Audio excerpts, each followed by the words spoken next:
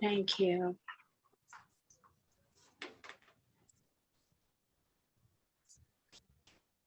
Perfect.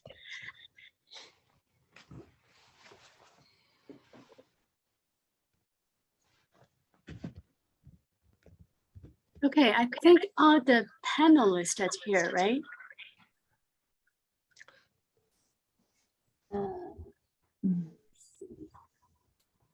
Noyori and Stein, Dr. Stein, Wang Stein.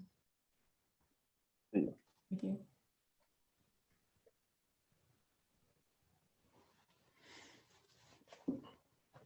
Perfect. I think more friends will be joining as time goes on. Okay. Let me remind my community. I have, so Share Grow has more than 400 active members. Sometimes just, I think it's the time of the, Friday, so everyone's cooking and eating. So just let me send them a reminder email. Okay, should we start, Alpha? Yes, please. Okay. Yeah. Thank you. It's better to mute, right? I have to mute myself.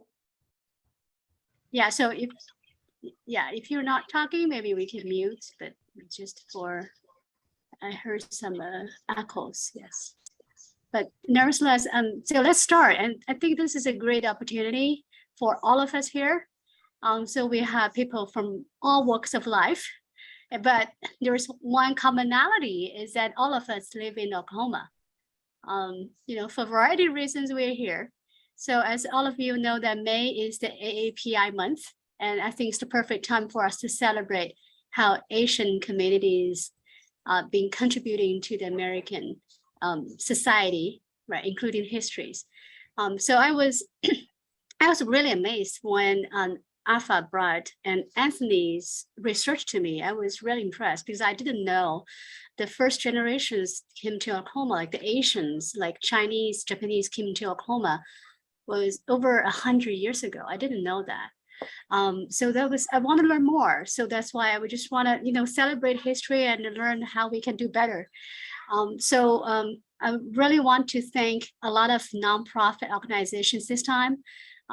So including Share Grow Association, Tulsa Global Appliance, Oklahoma Chinese Teachers Association, Japanese American Society of Oklahoma, University of Central Oklahoma, and I think Holland Hall, right? Holland Hall School in Tulsa. And thank you so much for your help. So without your help, this won't be happening. We do have 5, including Alpha. So Alpha is co-hosting. So Professor Adams, so she's co-hosting this meeting with me today. We also have we are very humbled and honored to invite 5 panelists today. So maybe we can start with the introduction of the workshop and introduction of who we are. To start with that, would it be okay? So I can introduce myself just briefly. My name is Wang, and I'm the president of Share Grow Association, which is based in Norman. We started in the year 2018, so we have been running for over slightly just 4 years. Our first event actually was a gathering, like we celebrate Chinese history, also by Dr. Organized, by Dr. Frank Wang. And so I just cannot imagine 4 years passed so quickly. And like within this 4 years, our members have grown from almost nothing, right, to over 400 members. So we have, so I'm just very happy to see this growing. And Alpha, do you want to introduce who you are? Yes, too. Thank you. Hi, everybody. I'm Alpha Eden's chair of the Tulsa Beihai Sister City Partnership in Tulsa Global Alliance. Thank you all for joining us to learn the history of Chinese and Japanese in Oklahoma. I'm so honored to invite so many famous researchers and experts to present your incredible findings. Except for our amazing panelists, we do have some special guests. One of them is Mr. Keon. He is the Vice Chair of Sister Cities, Chair of Tulsa Autonomia Sister City Partnership in Tulsa Global Alliance, and Ms. Chie, who is the President of Oklahoma Chinese Teachers Association. So welcome.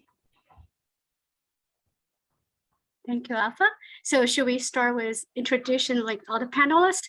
So how about we can go with Anthony? Would you mind introduce yourself? Yes, thank you. My name is Anthony Chie. I teach at Holland Hall Episcopal School in Tulsa, Oklahoma. Before that, I taught at Booker T. Washington High School, the historically Black high school in Greenwood District. I really enjoy teaching. This is what I have been called to do. I enjoy reading, researching, and sharing what I know with people who are willing to hear it. Thank you so much, Anthony. Frank, do you mind introduce yourself? Yes, my name is Frank Wang. I head up a school called the Oklahoma School of Science and Math. So I'm actually sitting here in my office right now. Tomorrow's graduation day. So we'll be sleeping in my office in an air mattress and probably patrolling the campus till about 4:30 in the morning, just to make sure that the kids don't get into too much mischief. But my first career was as a textbook publisher. I was the chairman and CEO of Saxon Publishers. I moved to Oklahoma in 1980, and my first goal was to get out of Oklahoma and never come back. But I ended up falling in love with the place. I'm still here. They can't get rid of me. So. We don't want to get rid of you. We definitely want you to be around. Thank you so much for everything you're doing for us. And so, Dr. Hsieh, would you mind introduce yourself? Yes, good evening. My name is Chie, and I'm a retired educator, just like many of you. And I've been working at the University of Oklahoma, the State Department of Education, Oklahoma State Public Schools, and I've been working in education for approximately 30-some years anyway, and I've retired for 20 years. And I've been involved in middle school, high school administration, and I've taught as adjunct assistant professor at the University of Oklahoma, and adjunct professor for OCU. And I've been involved in a lot of public services and social organizations and educational organizations, such like Oklahoma Bilingual Education, Oklahoma Association for Bilingual Education and National Bilingual Education, and so on. Thank you. Thank you so much. And so, Dr. Stein, would you mind introduce yourself? Sure. Dr. Wang Stein, professor from University of Central Oklahoma, and I specialize in Asian American culture and cinema. I also publish in those things. I grew up in Los Angeles, but I've been here like 35 years, so most of my life.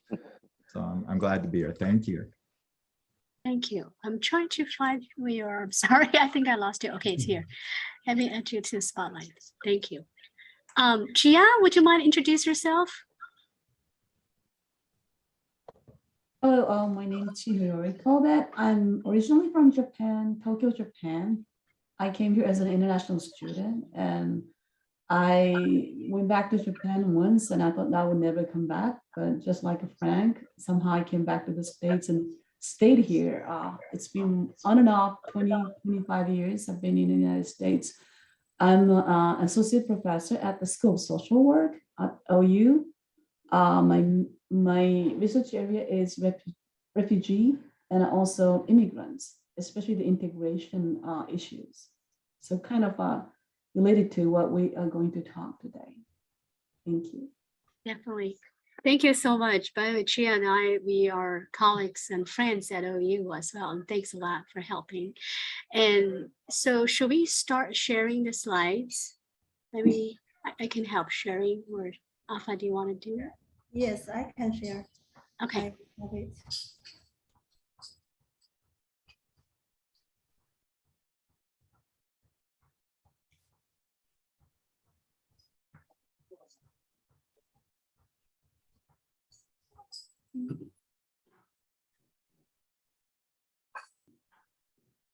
There's the.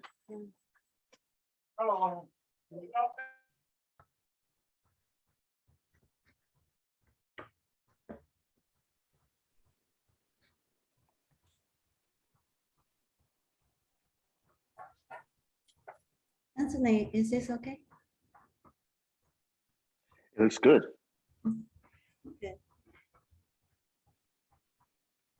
Okay. All right. So let's do it. Thank you, Anthony. Thank you.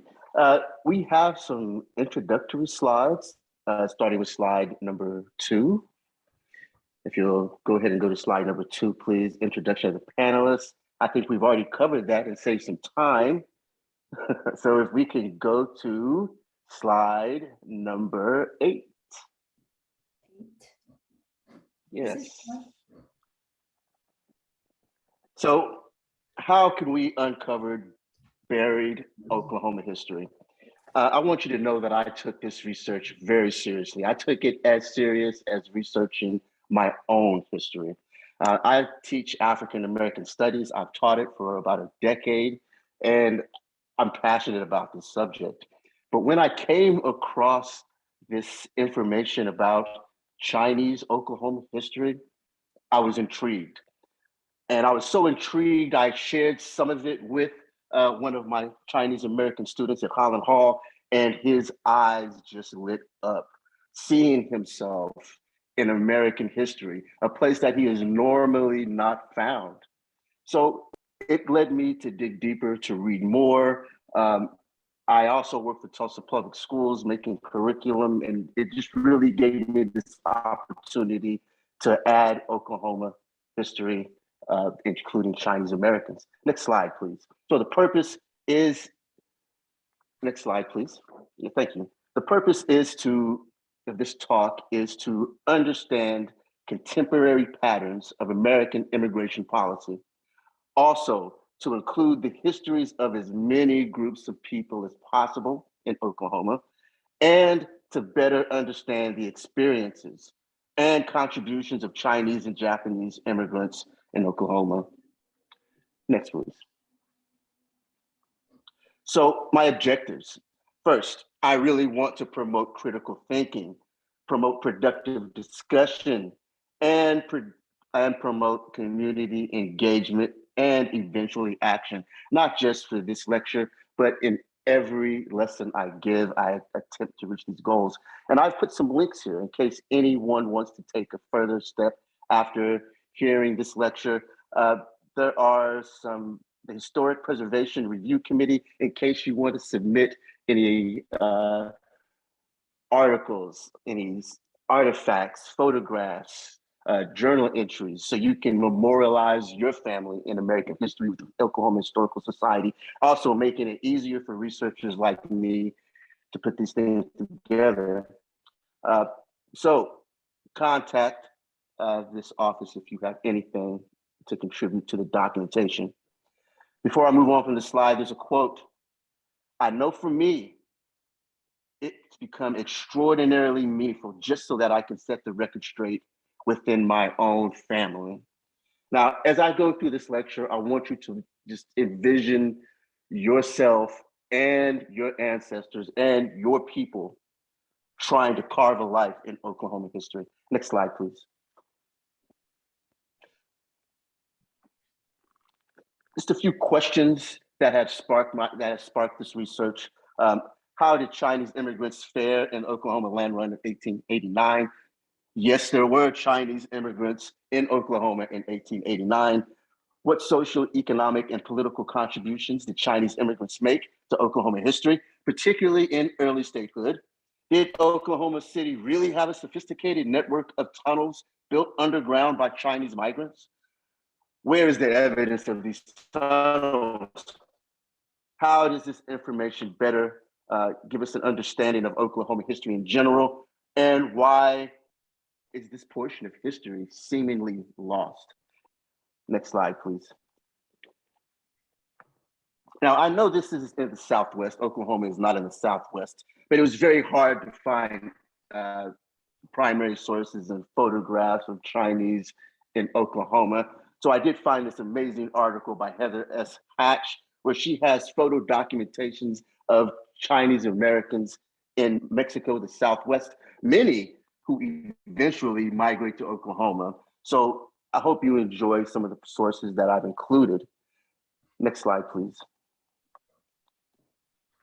So I hope you can really see this primary source clearly. This is the first census at Oklahoma statehood in 1907. You'll see the breakdown of demographics by race several years after the land run when Oklahoma is applying for statehood. I've highlighted, you'll notice that a total of 75 Chinese people in Oklahoma at this time.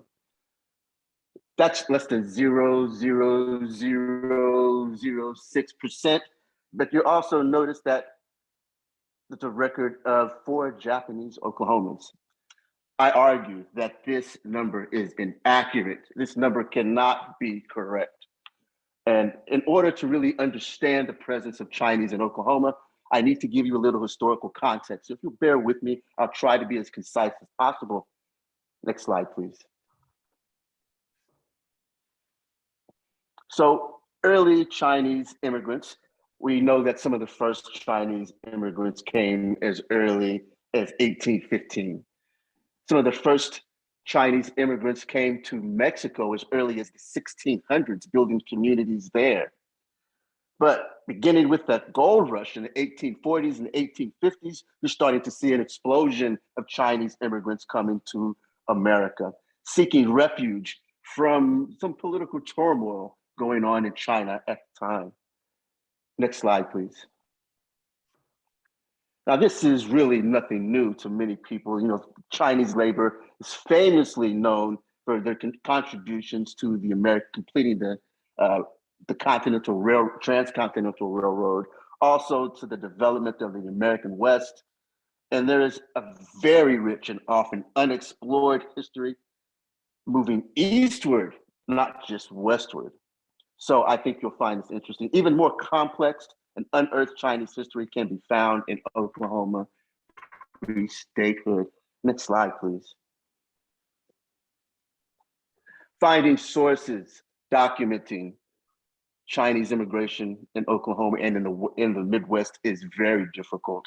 But I did find a few primary and secondary sources that are helpful. This is from a historian at the University of Nebraska, talking about while mining and railroad construction, bringing a lot of Chinese people here in 1881 in the Canadian Plains. In a few moments, you'll see why this is important. Next slide, please. As I mentioned, I tried to take this research as seriously as I would take my own history. And I found several intersections between Chinese history, Japanese history, Black history. Chinese and Japanese Americans are trying to carve out a life in a society that does not welcome them.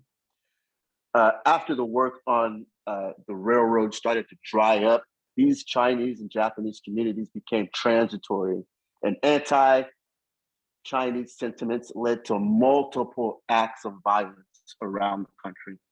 Just like Tulsa Race Massacre, you'll see evidence of several race riots that take place targeting Chinese Americans. Next slide, please. One example that I have for you is the LA riots of 1871.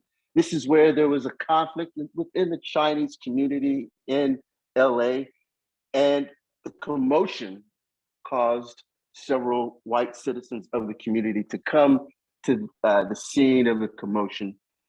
And they ended up lynching 19 Chinese men and boys, most of them who had nothing to do with the original commotion. Yeah, this is a rough time, a rough period for a lot of people to carve out a life, but especially for immigrants and Chinese immigrants and African Americans. This riot actually took place in a Black community where Chinese people were living. Now, this will make more sense a little later. Next slide, please. So Chinese, even though they are experiencing this type of disenfranchisement, this type of racial targeting, they're still optimistically carving out a life here in America and in Oklahoma. There's political deterioration going on in China in the late 19th century. There's also an economic depression going on in the United States in 1873, and it starts to really seep into the economy in California by 1876. Remember, this is where many Chinese immigrants are. A majority of Chinese immigrants in America in the late 19th century are located in California. And you'll also notice that there is a famine going on in the nation of China in 1876, 1879. A lot of uncertainty, a lot of fear, a lot of political hype in the media targeting Chinese immigrants, also a few European immigrants, African Americans competing for work, but optimism still prevailed despite sentiments, anti-Chinese sentiments and legislation being passed, starting in the 1850s. Next slide, please. So a majority of the Chinese immigrants, a vast majority of Chinese immigrants coming to the United States and eventually making their way to Oklahoma are men. In the 1850 census, it showed that 4,018 men lived in San Francisco with just 7 Chinese women. You know, initially there were some cultural expectations that prevented Chinese women from coming, but eventually it was American immigration policy that prevented Chinese women from coming. Laws like the Page Act, which targeted Chinese women, uncharacteristically stereotyping them as sex workers, and it made it really hard for Chinese women to carve out a life, probably harder for Chinese men at the time. So by 1882, only 1 in 400 Chinese immigrants were female. This legislation was designed, crafted to prevent the solidification of Chinese families and preventing them from settling down and building communities. Next slide, please. I really wanted to include this amazing photograph that I was able to find in one of the articles of an unknown Chinese immigrant.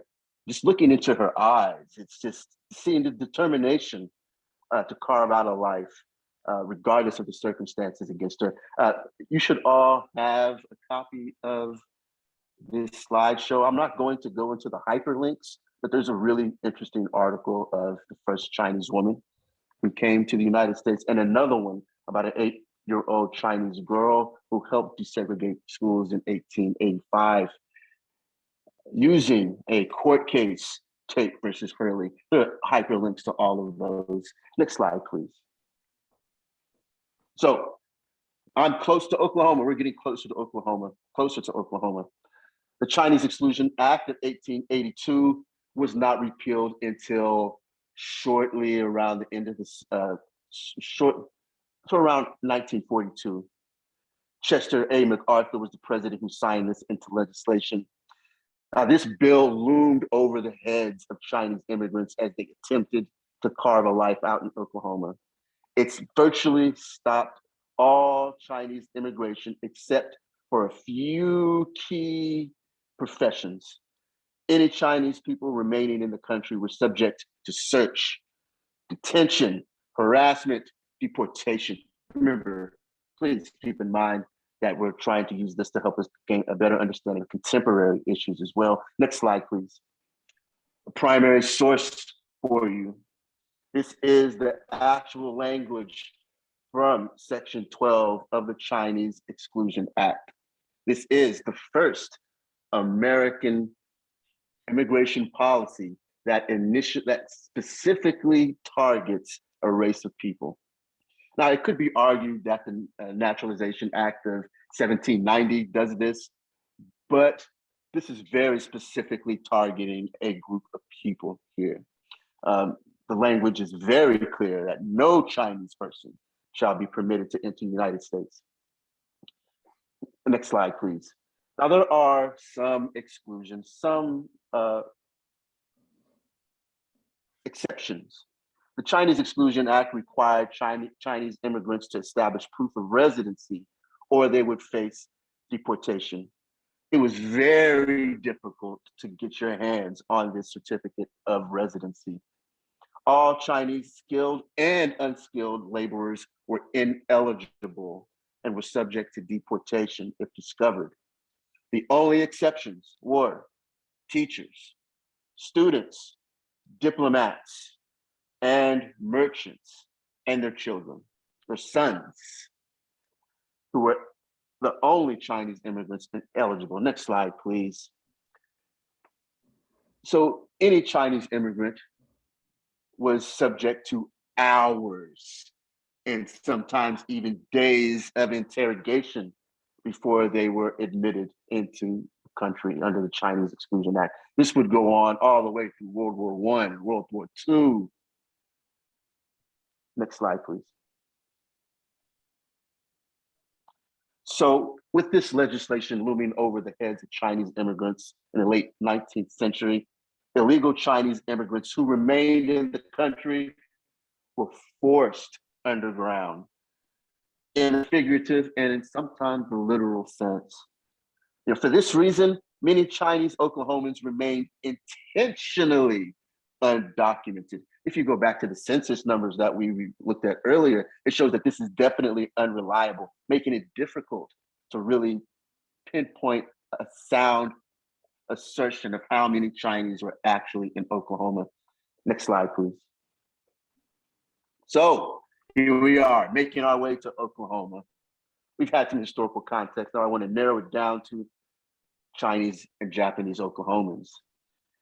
Ingrid Barnett has a source saying that some historians argue that this is how Chinese became familiar with the Oklahoma Land Run and Oklahoma and Indian Territory before statehood, working on the Southern Kansas Railway in 1886 to 1889. Also, some Chinese men came to Oklahoma as employed by the U.S. Army in 1889. This is such a really key source in helping us track down more information. Next slide, please. So I found this photo, 1869, the completion of the Transcontinental Railroad, before the Chinese Exclusion Act, but it's still during the mix of Chinese exclusion legislation. And you'll see not one Chinese worker in this photo, even though we all know there's evidence of massive contributions to this project. And it made me think of this question. If the Chinese Exclusion Act has been in effect for the last 7 years, how did the Southern Kansas Railroad have Chinese laborers? Next slide, please. And this is where it gets really interesting. There's a group called the Six Companies, believed to have acted as principal agents for Chinese immigration, migration, labor contracting, and many other facets of life for Chinese immigrants. They were the go-between between the Chinese community and American industry. They would run commercial residence for Chinese laborers, giving them a place to stay, a roof over their head, a place to build a life, regulated legal as well as illegal commerce in Chinese American communities, not just in San Francisco and Los Angeles, but across the country. They founded on nationalistic principles of mutual aid and community building, the piece that I think is integral to this discussion. They were accused of slave labor during the economic downturn that we mentioned earlier, directly after the Civil War, this is what might have caused them to be the target of the Chinese Exclusion Act. Next slide, please. So my question of how did Chinese workers get to Oklahoma led me to two articles, actually several articles, but these are the two that stood out the most. A century-old puzzle, the 6 companies' role in Chinese labor, and the Chinese 6 companies of San Francisco and the smuggling of Chinese immigrants across the US-Mexican border, 1882 to 1930. Next slide, please. So during this time period where Chinese immigration is illegal, the 6 companies stepped into a role of facilitating illegal immigration. They are recruiters. They act as recruiters. If not the 6 companies, the members of the 6 companies under the umbrella of the 6 companies are offering as recruiters, and they are giving travel loans to Chinese who want to come to America. They provide food, shelter, jobs. They advise them legally and socially. They translate for them, and they teach them English, give them English classes. They provide protection. In one case, the 6 companies, which is made up of several rich and wealthy Chinese merchants who are putting their resources together to propel their communities economically. At one point, they even paid police departments to protect these communities. Next slide, please.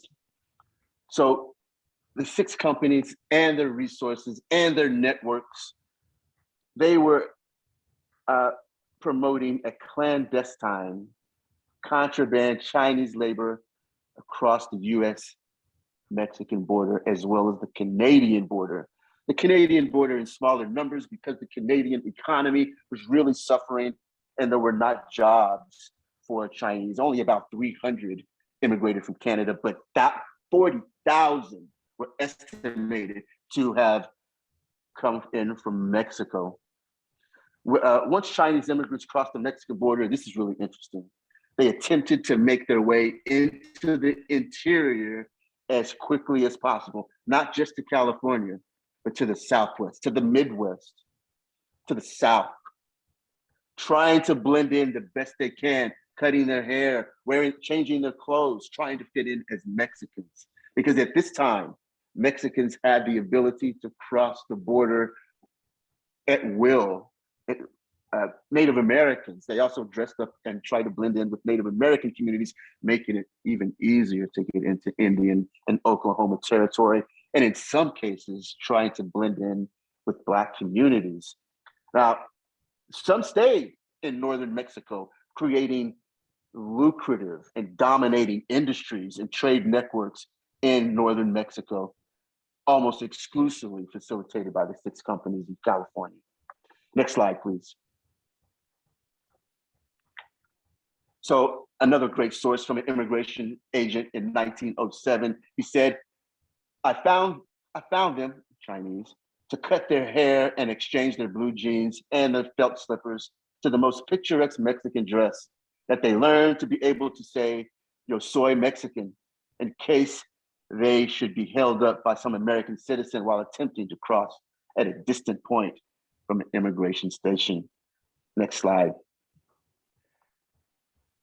So this map is the land grant of the Kansas Railroad Company.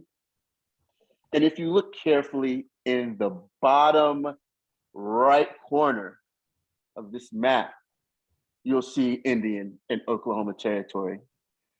The 6 companies had contracted and subcontracted illegal Chinese labor to this labor company, to this railroad company, as well as Guthrie being an army base with Chinese who were employed by the US Army. This is the key source in showing why and how Chinese found their way to Oklahoma. When this railroad was done in Kansas, where do they go? How do they find a job? How do they carve a life as illegal immigrants? Next slide, please. Guthrie, Oklahoma became the touchdown place for most Oklahoma Chinese immigrants. Diane Everett says that the Chinese were also the first Asians to settle in Oklahoma. Chinese men lived in Guthrie, Oklahoma territory soon after the land run in 1889. And you'll see a photo there and you'll see all those tents and businesses. A third of them were Chinese businesses. Next slide, please. So why Guthrie for Chinese Americans? First, there was a military base there, Chinese Americans employed. This was also the original capital of Oklahoma territory, making it also the economic capital of early Oklahoma. And as we mentioned before, the Chinese would blend in with other oppressed cultures, and this was a predominantly Black population in pre-statehood Guthrie. And Oklahoma City was just a few miles away. Oklahoma City's first directory showed 5 Chinese Americans or Oklahomans who had managed to establish residency under the strict guidelines of the Chinese Exclusion Act of 1882. Next slide, please. Here's Tom Singh's Laundry, a very rare primary source of photograph of a Chinese business here in early statehood Oklahoma. And according to historian Evelyn Hudebart, the Chinese had taken advantage of multiple economic opportunities in the broader South, as well as Oklahoma. Chinese merchants became just as they had in northern Mexico. In Guthrie, they had become a dominant economic force by meeting an increasing demand for goods and services in the expanding economy of Oklahoma. So throughout history, you'll see urbanization and population growth wherever there is active economy. Next slide, please. The Japanese in early Oklahoma, similar to the Chinese Oklahomans, they participated in agriculture, they participated in mining, but they also participated in other industries such as canning, meat packing, making their way here to America around the same time as the boom of Chinese immigrants in the 1860s and 70s.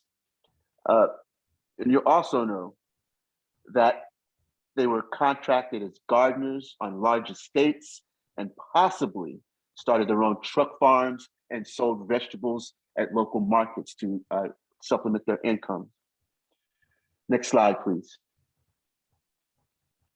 It was very hard to find documentation of a diversity of the Asian diaspora. But this is an interesting source. Charles Francis Calcourt, in 1907, according to the census, 4 Japanese were in Indian Territory, 2 in Oklahoma Territory. And by 1910, you'll see quite a few more, 48. So in that 3-year time span, you see, keep in mind, there are a lot of undocumented Japanese immigrants as well. 2 served in the household of the Oklahoma City real estate developer, Charles Concord, and some worked at an Episcopal bishop estate in Oklahoma City. Now, working at an Episcopal school, I find that very interesting, and I really wanted to dig deeper into these sources. Others worked as cooks in various small towns, and especially in Kingfisher County. Now, to be able to get your hands on Kingfisher records to really dig deeper would be really fascinating. So in the next decade, the picture changed considerably, and the state's Japanese population doubled and also became more urbanized. And then by 1920, they numbered 67, still just like Chinese single men. Next slide, please. I'm getting close to wrapping it up. And I want to go back to the original source that I mentioned. Now, do you see why these numbers have to be much, much higher and they're misconstrued? I think that's worth pointing out. Next slide, please.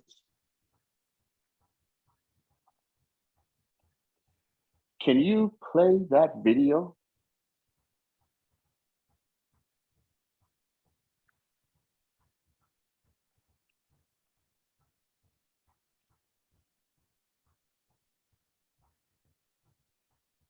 Usually bras fit small-chested women like this. Exactly. Do not look at how much space that is. This was my life. Bra gaps. Let's skip it.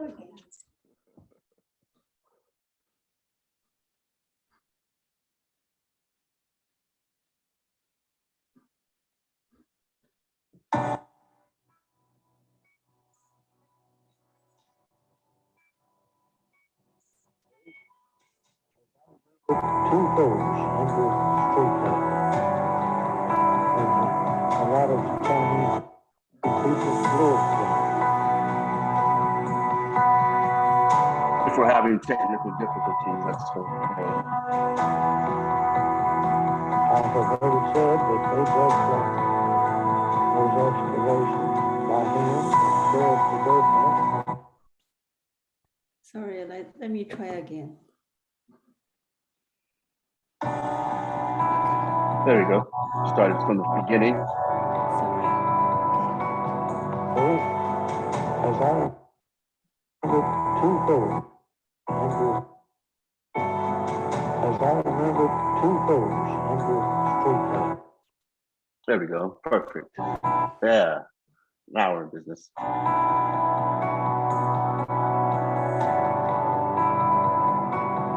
First, as I remember, two-thirds under street level.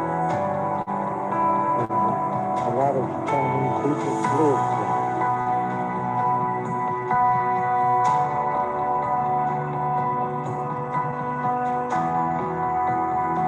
I have heard it said that they dug those excavations by hand, shared the dirt up, and scattered it in the water around that place.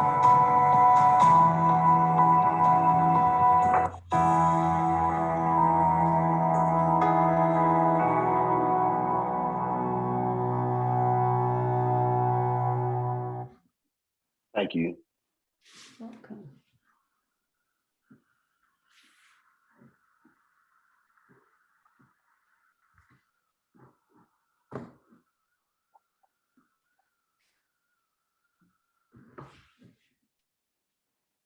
So here's some more evidence of the existence of Chinese in Guthrie and Oklahoma City around this time period. So I found a few sources about this, the possibility of an underground Chinese city in Oklahoma City. So beneath the streets of downtown Oklahoma City, decades-old rumors tell of labyrinth of streets of Chinese, secret Chinese tunnels. The gossip of generation implies that they were carved out by frontier-era Chinese who migrated to Oklahoma territory while constructing our nation's early railroads. Now, in 1969, I believe, there was an urban renewal project in Oklahoma City downtown. Next slide, please. And here's a map of this area. And during the urban renewal project, and they started doing demolition, they found evidence of doors to some of these tunnels. Now, there is definitely more to uncover. Now, if you go to the next slide, please. There are lots of conflicting sources when it comes to the possibility of the existence of these tunnels.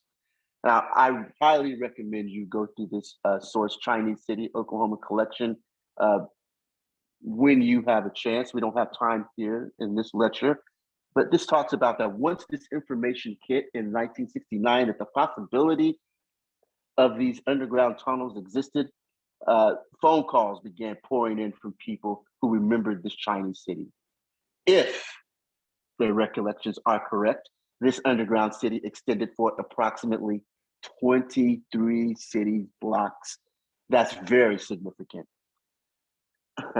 If all the rumors were true, there were so many tunnel entrances to this underground city that it was nearly impossible to walk a downtown sidewalk without coming across one. They believed that over 50 to 60 Chinese living down there, possibly. Next slide, please. Now, this next slide comes from the director of the Oklahoma Historical Society, Bob Blackburn. He says, I have never found any tangible proof that it existed.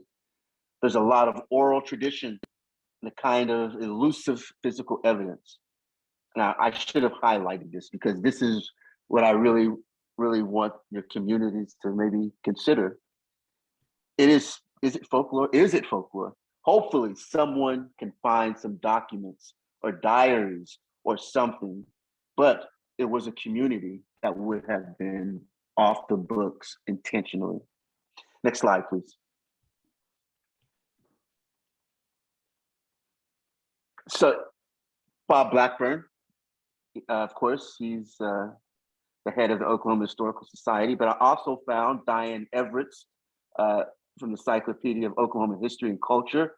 She almost definitively says that these tunnels existed, which really opens some really significant questions. Next slide, please. Professor Lee at the University of Central Oklahoma talks about why some of these Chinese immigrants might have left Oklahoma. He says some of them probably went to other states looking for better jobs or economic opportunities. Some may have gone back to China to fight the nationalist revolution. And then there may have been other reasons, but most of the immigrants were male, showing as few as 18 females in 1920. Next slide, please. I'm trying to respect the time guidelines, and I want to show you something that you can go to in your own time, but this is a collection of Chinese businesses in the area in 1915 through 1945. Remember, Oklahoma statehood, 1907. So shortly after, you'll see a list of the type of businesses. You'll see several addresses of where these businesses could have been found if you want to dig deeper. Next slide, please. So in conclusion, I learned so much. It was a joy to learn more about Oklahoma history. I've learned about African Americans and their journey into Oklahoma history. We've learned about Native Americans and that this all took place on their land. I've also been reading about Mexican and Hispanic immigrants coming to Oklahoma. There is a broader picture that needs to be painted, and this is a key stroke in that painting. People wanted safe spaces for their families. Community outreach was key to making these communities successful. And these communities, whether it be the 6 companies or the few Chinese illegal immigrants who were exploited labor who made it here, they wanted the best for their posterity. They valued education and they valued justice. But most importantly, at the center of all civilizations, they wanted economic prosperity and to pursue happiness and the American dream. So I'm looking forward to learning more about, next slide, please. I'm looking forward to learning more about the increased diversity of Asian American and Pacific Islanders who came as more doors opened through immigration policy. Thank you for your time.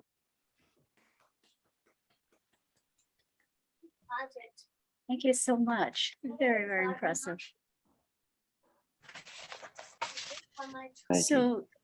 Thank you. So should we just, because this is really, I'm learning the whole history of how Chinese came to Oklahoma. And I'm just wondering, it must be so hard for them, right? Anthony, when they came to Oklahoma, they had nothing. They even had to hide underground. I cannot imagine 23 city blocks underneath Marriott Gardens, basically, right? That's the place I always brought my kids to. Yeah. So I just cannot imagine. So can we and I love what you said, like we are trying to build this inclusive community and with a lot of diversities. And every one of us has carried some missions. I'm just wondering, because every one of you, like the panelists, you have amazing history to share, personal life stories to share. Just do you want to just talk a little bit about when you came to Oklahoma? How was society looking like? Was that extremely hard? I mean, I don't know, with diversity, do you see a lot of, let's say, Japanese women or Chinese women, or just mainly men? I'm just curious. Like, especially when Dr. Hsieh, you came to Oklahoma, that was in the 1960s. That was pretty early, right? So was that extremely hard that time? I'm just wondering, do you mind sharing like your stories? No, not at all. I came to the States in 1965 when I first got to California, Chico, California. And from then, I left Chico State College. At that time, it's called college, not a university.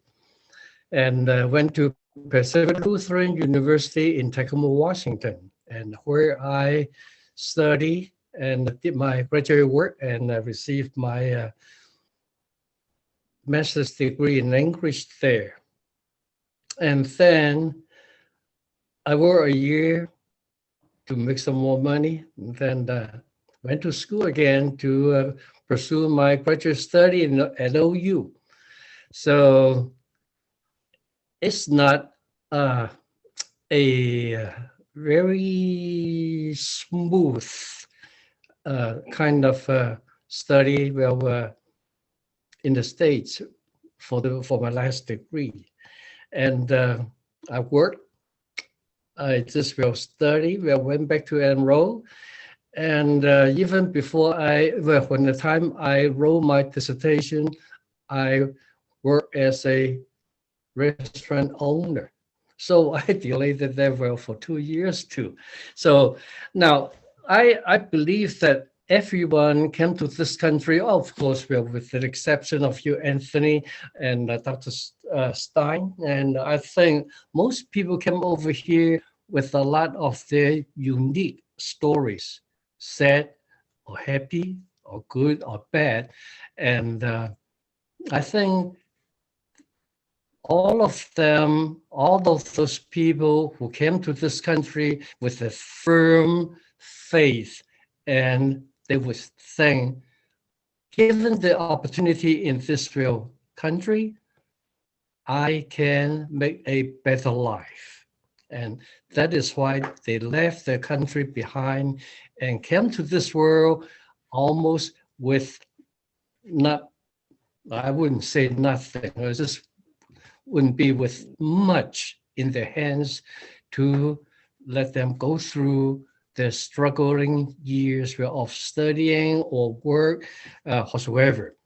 And I think I haven't even thought about discrimination at that time. I said, I don't know, because I think maybe I'm one of the fewer lucky ones that I don't experience discrimination. Because I think probably when I came to Oklahoma, Oklahoma is a very friendly people.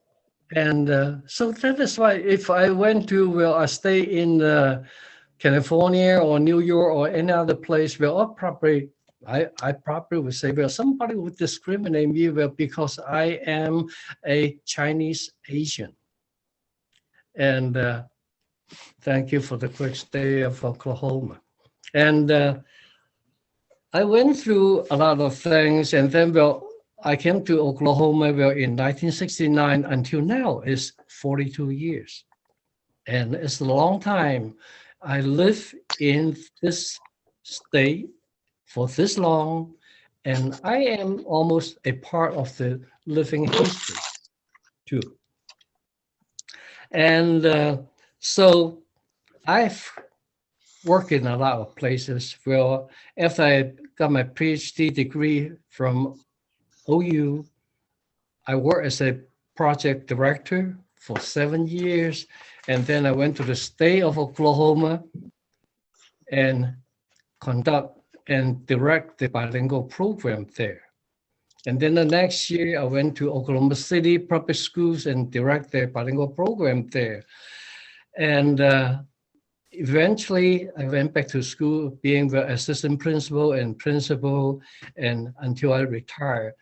I always thought that I want to serve as a model for the Asian American students. Before I left the school board as administrator for bilingual programs, I've been interviewed for the high school principal's job at Northwest Classen High School in Oklahoma City. And I didn't get a job. And then the next day, the middle secondary school director called me in and said, "Hey, Dick, I have such a thing over here for you. Well, would you like to go to Northwest Classen High School as an assistant principal?" I said, if I can do anything to help the Asian students, being a model for them, I would do that. I would do that. And I always think that, well, I want to serve as a bridge between the old country and the new country. I want them to retain their culture and heritages, while I want to help them to learn the way the new country has for them. And they have to experience that, because I want to share my experience with them, and I would like to help them to assimilate in this country. And so that is the whole thing about education, because in education, every of you know that you don't make money. This is not a money business. This is a people business. And I would like to give back to this country by helping the new immigrants to assimilate in this new country. Thank you. Thank you, bravo, thank you. Yeah, I was really surprised when you mentioned that when you came to Oklahoma in the 1960s, you did not experience any racial targeting. Like, I just feel like pretty much at home. I was lucky. Sorry. So do you think that that's because we are in Oklahoma? But we have a lot of Native Americans here. Maybe we can easily blend in. I'm just joking, I don't know. Dr. Stein, do you feel the same way, or you feel like it's different? Sorry. Well, I'm part Korean, but I was born in Korea. My mother's from North Korea, and I grew up in Japan. So I've lived on and off here 3 times. So I've moved to Los Angeles, various places. But I came in 1970 initially. I was in grade school, and I did have bullying. And at that point, they called me Jap.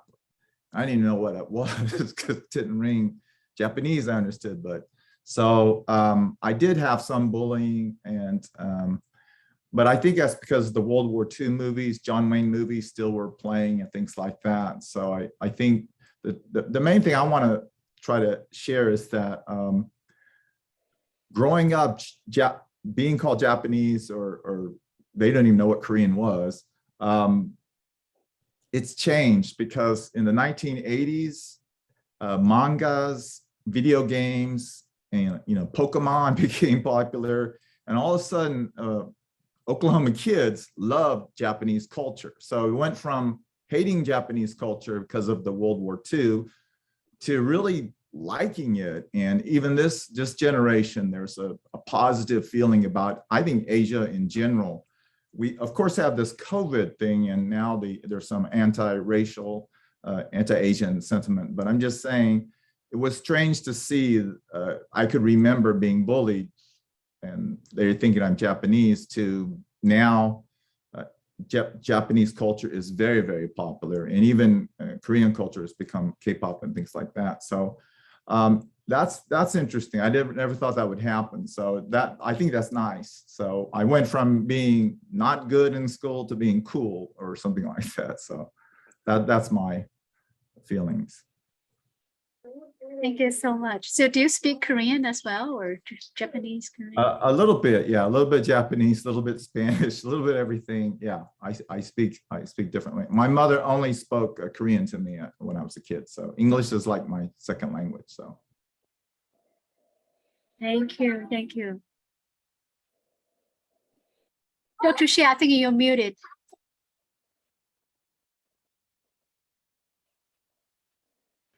Well, give me a minute because I want to just go along with what Dr. Stein just said about being called Jap. And that happens to me too, and to the Chinese community as a whole, not against me, because I didn't experience any discrimination. And in 2021, Oklahoma State Senator David Rader referred the Chinese American being yellow families. No, I'm sorry, this is David Rader.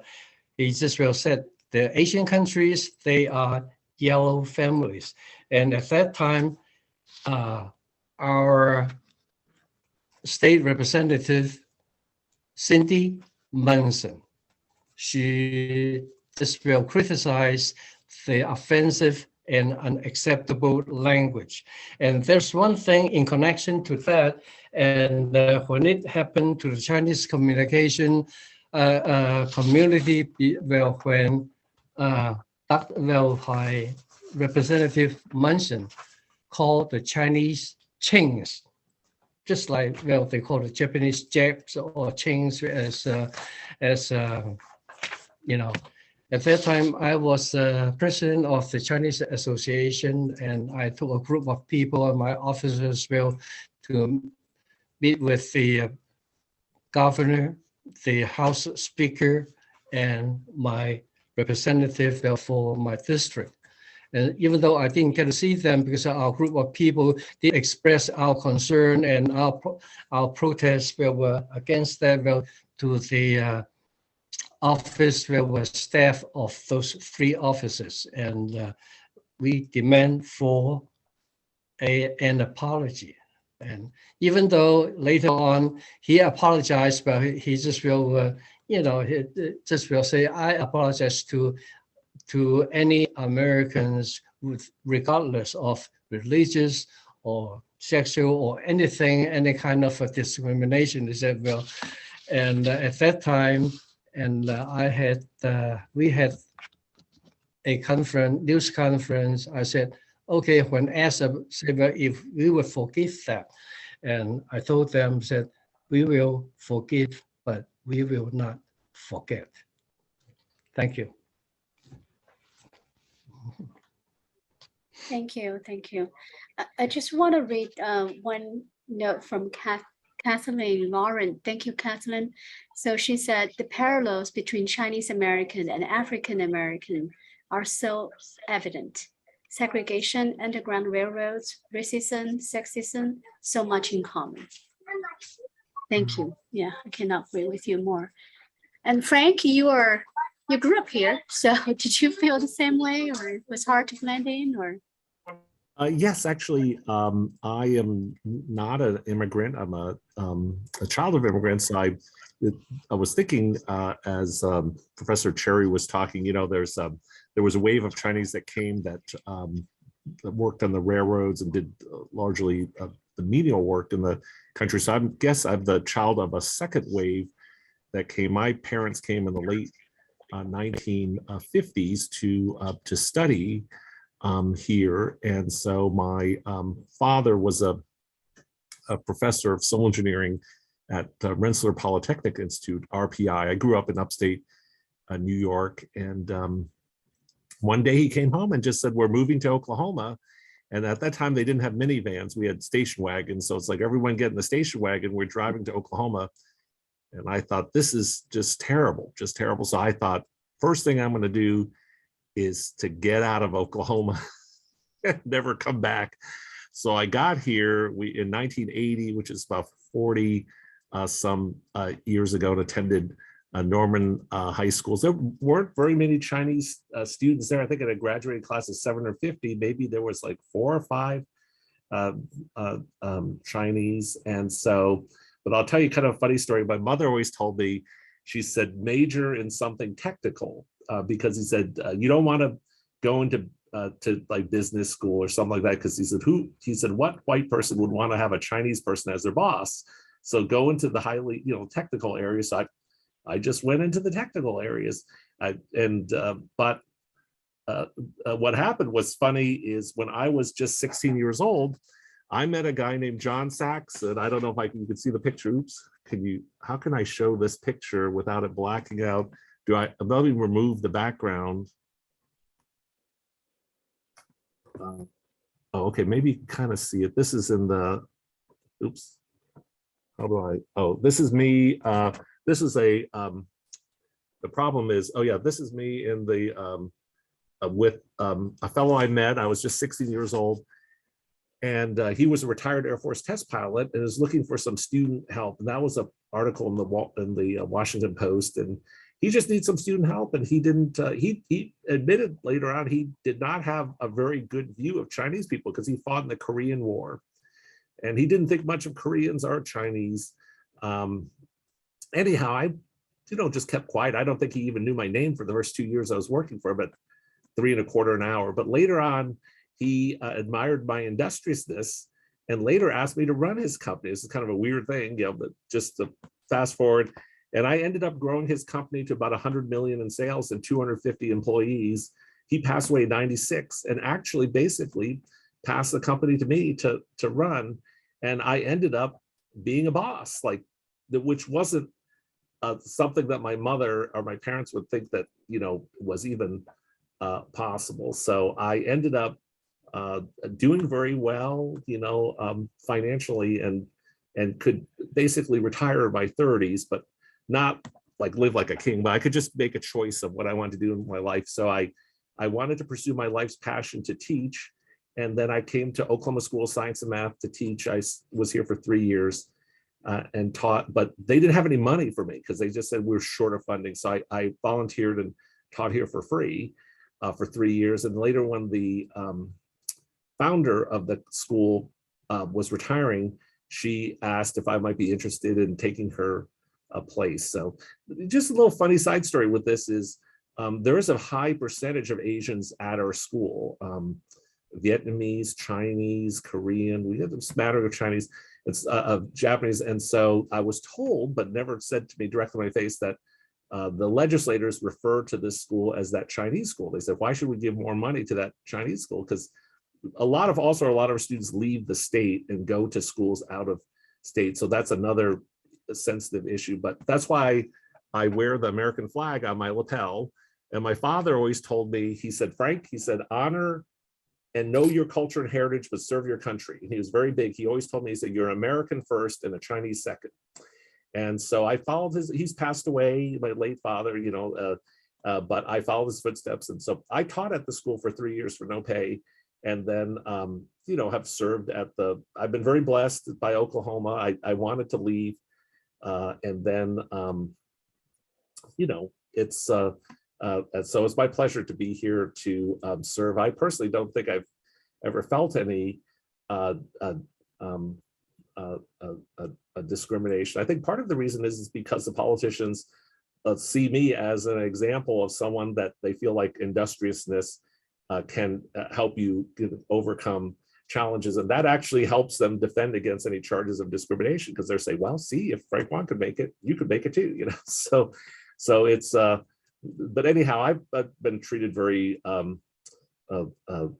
just had a very, very good experience here. But my background is quite different. I should mention that I do have a relation on my wife's side through marriage, Mitchell Wang. You could Mitchel, you can Google it. PBS did a story about him. He is descended from the first official Chinese in Texas. Now his ancestors came through. I think his great grandfather came through Mexico.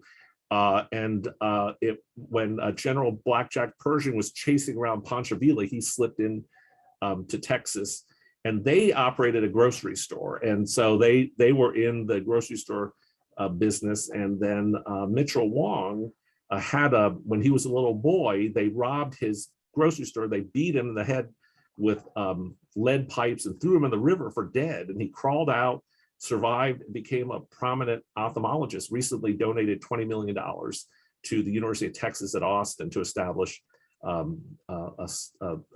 specialized school of ophthalmology in the medical school. So, and then PBS did a story about that. His is a story of someone who actually came from that first wave in the late 1980s. And then there's a remarkable story. So I can't claim, I have a story, but it's really nothing compared to the kind of the struggles that you've had to overcome coming in for, working in menial type jobs against the discrimination and of the through the Exclusion Act and so forth. So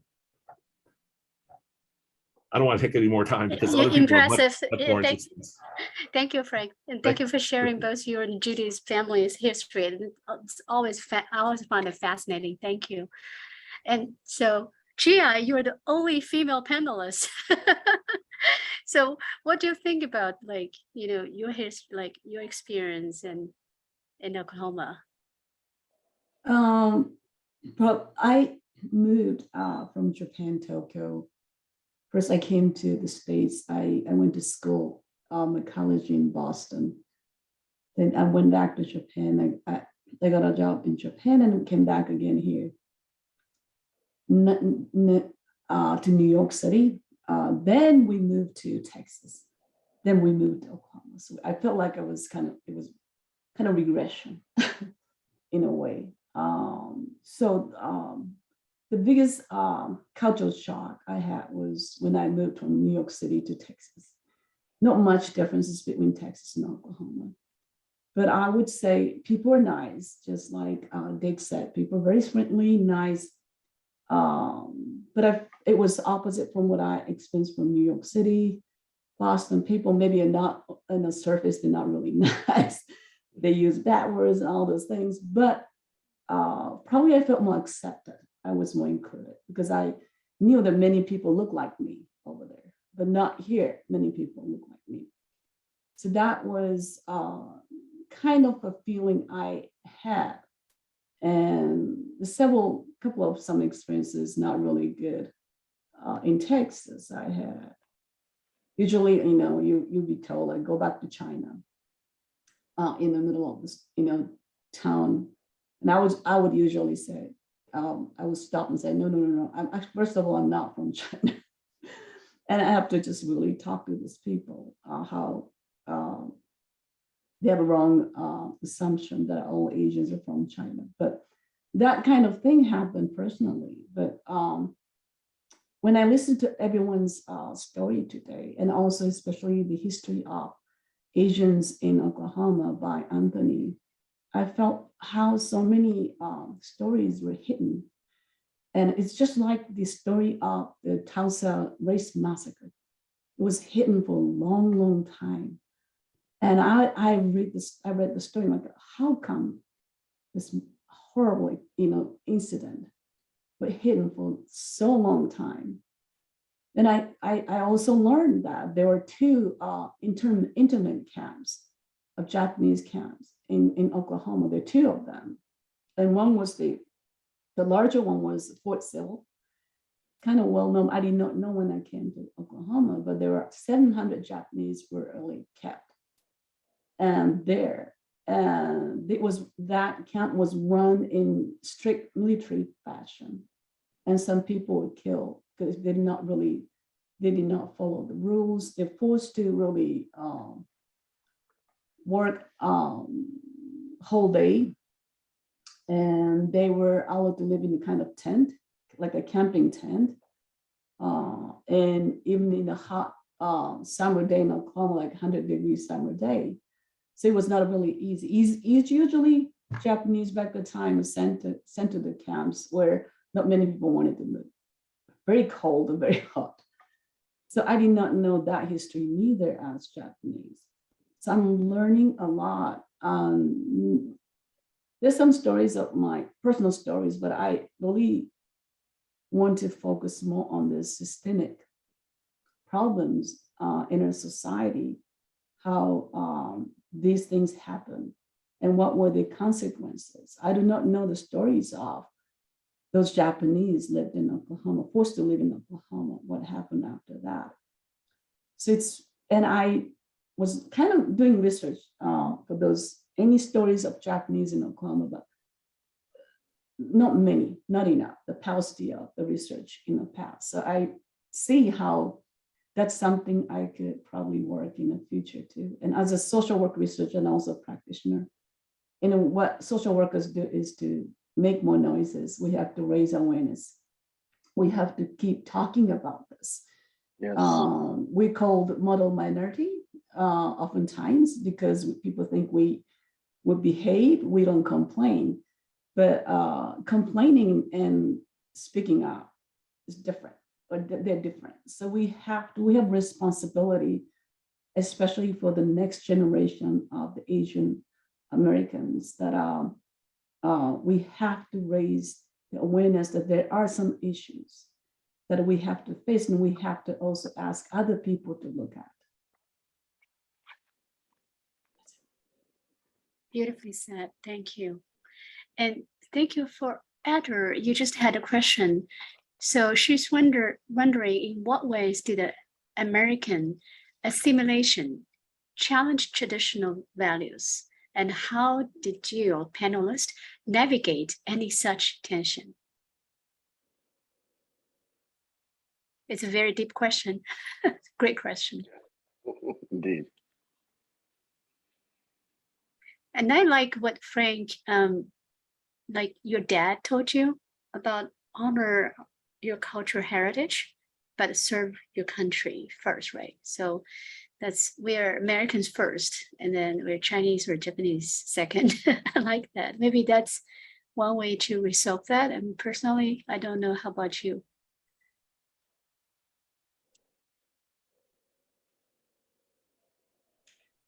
Maybe, I'm sorry, Franklin, is it okay? No, I was just going to add in, my dad would not say Chinese Americans. He always said American Chinese because he thought Americans should go first in, as a descriptor. So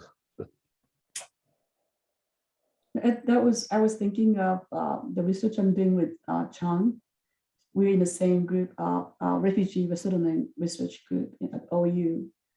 And the integration is one of the one of the large concepts we've been working on. What do we mean by integration? What do we mean by assimilation? What do we mean by acculturation? Do we force the newcomers to acculturate? Do we force newcomer to assimilate? Do we force newcomer to integrate? And the ideal pattern should be from both sides. It has to be from both sides. People who's been here in a host community and also newcomers to come together and find some kind of midpoint to share and appreciate each other's culture. That's going to be the win-win situation rather than listing all the differences and attacking each other's differences. It's good to learn from both different cultures. So that's one of the discussion in social science often when we talk about immigration. Old days we use the term assimilation a lot, but it's kind of going away. It's more connotate with forcing the newcomer to adapt American culture, but it's not the way. It should not be that way. We have to kind of, both sides should acculturate to each other's culture. Yeah, exactly. And I think Dr. Stein, you have this multi-nationality. I mean, I just feel like that probably was, even harder for you, right? To talk about, if you think about assimilation, I think first, who am I? I guess that's culture, that's identity. I think me as Chinese, but I think my kids will have a lot more discussion with me when they grow up. So what do you think, Dr. Stein? I spent part of my childhood in Los Angeles, and that has a big Korean or society, and also Chinese and other. So that was different, and African American and Hispanic, and actually the white population is very small where I lived. So that was the flip, sort of.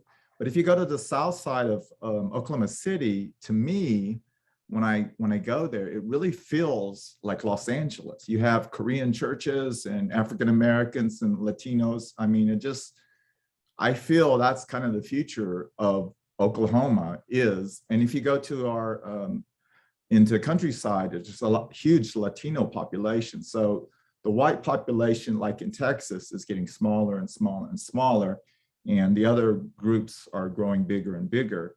So if you go to Los Angeles, you see that, but I think it's happening here and it's happening other places. So America is changing, and Oklahoma is changing. So this history that we're teaching today will become valuable because the Asian population is just going to get bigger and bigger. So this is a great time to share.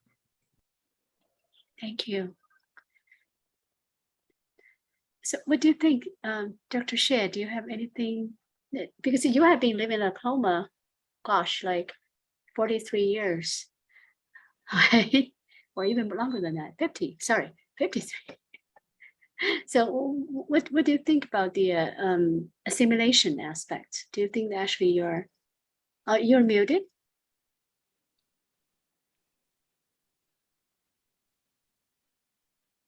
I'm sorry, you're muted, Dr. Hsieh.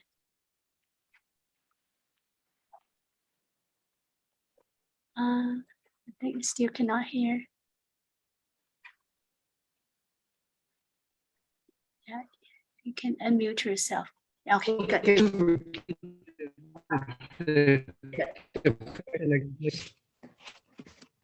You said, well, I've been here for about 43 years. Well, 53. And cue me I think. again. Well, what is the? Yeah. No. 53. So no. So there's question. Okay, go ahead. Well, what is the last part? There's question. Well, I'm sorry, I didn't hear the whole question. Can you repeat the question again, please? Sure. No, it's just a idea. Like, so Adder has asked a question about how did we, like, Asians. I heard some echo. Sorry, like assimilate challenge. Okay. Like we kind of assimilate to the American cultures. So how did American assimilation challenge our traditional values? Kind of assimilate to the American cultures. I'm sorry, I think so. I think just like, well, oh, okay. Well, I was saying that, well, when immigrants came to this country, and most of the young students who told me that they were kind of forced to accept unconditionally the new American culture. The reason being that I think, well, they thought they'd been discriminated because their culture probably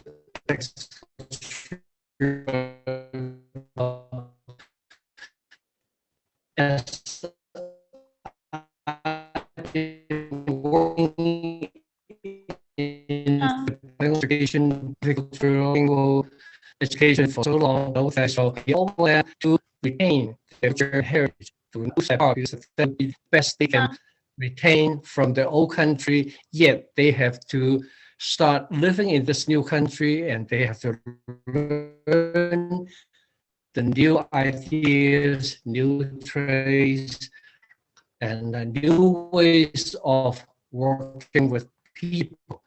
So well, if we can all respect each other. So if we can speak the language, Chinese, Japanese, Korean, whatsoever you said that, well, I think if we can respect each other's culture, community with people from diverse culture and inclusive backgrounds, I think that would be a better situation for everybody and to get along together. And I want the students feel like that they can live in the best of the two worlds by retaining their valuable culture and heritage, yet learn the new American culture. Thank you. Thank you, Dr. Hsieh. Yeah, I can't agree with you more on that. So I think we only have like 3 minutes left. How about we can wrap it up? I think Anything because, else? yeah, no, I think that because of you, all of you, like you being living in Oklahoma for so many years, and all of you have been so selfless in contributing to the communities that make our Asian community much better now. And I think it's a great time for us actually to think forward. So what can we do now to make our community stronger and healthier? So hopefully that we can, I think it's opportunity that for us to know each other. So don't walk away from this conference, from this sharing without shaking hand virtually with each other. And I'm really looking forward to working with you in the future. And so I think this is a great opportunity that, as Dr. Hsieh said, it's a great time that we learn how to respect each other. And I love the question that Adler actually asked. I think for me also, it's a very soul-searching question. So who am I? I think first we have to accept who we are and know who we are. I mean, I'm practicing from a Buddhist perspective. I'm a Buddhist, so like who we are. And so do some meditation and accepting who we are and accepting our neighbors, accepting the community, and try our best to do as much as we can do to make it, much better place to live. So that's my, and how about every Alpha and every panelist, would you mind just pitching, just elevator pitch, and we can summarize the conference, and hopefully we can, I think also, Anthony, now you have heard some ideas from us, maybe you would do more research on the Japanese, right? I thought that you're taking notes, and I'm really interested to look forward to more research on the underground city. That's amazing. I don't know much about that. So yeah, go ahead. Alpha, you want to just summarize? Yeah. Yes, I want to thank all the panelists and all the audience, and thank you for your amazing presentation and discussion, and thank you audience for your interesting questions that inspire us to think how to proceed from this event. As one of the organizers, our aim is to collaborate, to get people know each other so that we can initiate more events like this, and we can learn each other's culture and make a stronger and more harmonized society and community. So our dear panelists, would you just mind say something? No, I appreciate the opportunity to join the group, and I think I've learned more from you people than I have been doing the studies about Asian cultures, especially Chinese and Japanese. Thank you very much, Anthony, for your presentation. Thank you.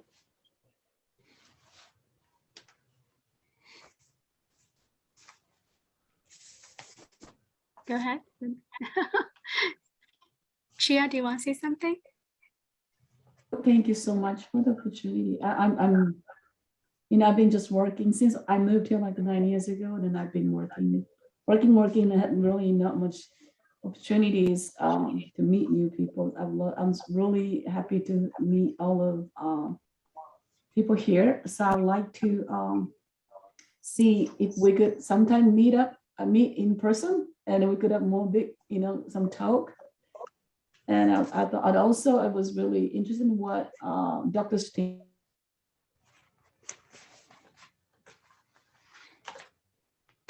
doing, all those movies from these that could be something we can do in the future to introduce to the community. That could be something we can do too. I was thinking of several things that we can do probably in the future together. It's all about raising awareness, and we're here. Thank you. Dr. Stein, yeah. Yes, UCL has something called Passport to Japan in the fall, and we're going to celebrate. We're going to have like an anime convention and things like that, show movies, do summarize stuff, hibiki drums. So there'll be some other things. If you guys want to come, we'll definitely invite you, and we could do a Zoom thing or something, Asian culture in general. But so just letting you know that there's going to be quite a few events in the fall under Dr. Xiaobing Li for Passport to Japan. Frank? Well, I'll say something that I tell our parents here at Oklahoma School of Science and Math. You know, we're a very small entity in the state. We just have a $6 million budget out of a state that has an $8 billion budget. And I said, be engaged with your communities, because people will invest, won't invest in what you think is important unless you invest in what they think is important. So I encourage engagement, broader engagement in the community. And I think that will help in the assimilation process. So. Great point. Thank you. Anthony, and thank you so much for the Yeah. research. Go ahead. Yeah. Thank you. Just to piggyback off that last comment, I just think that optimism in the face of challenges is what I have taken from this research. And people who have been committed to the greater good of their community.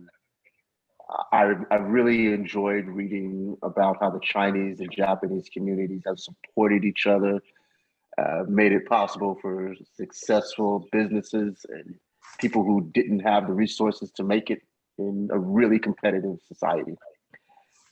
Thank you for the time. Thank you so much. So let's just conclude tonight's sharing. And so thank you. 谢谢. Arigatou gozaimasu. Have a nice weekend. Thank you. Bye. Thank you. Let's stay in contact. Thank you.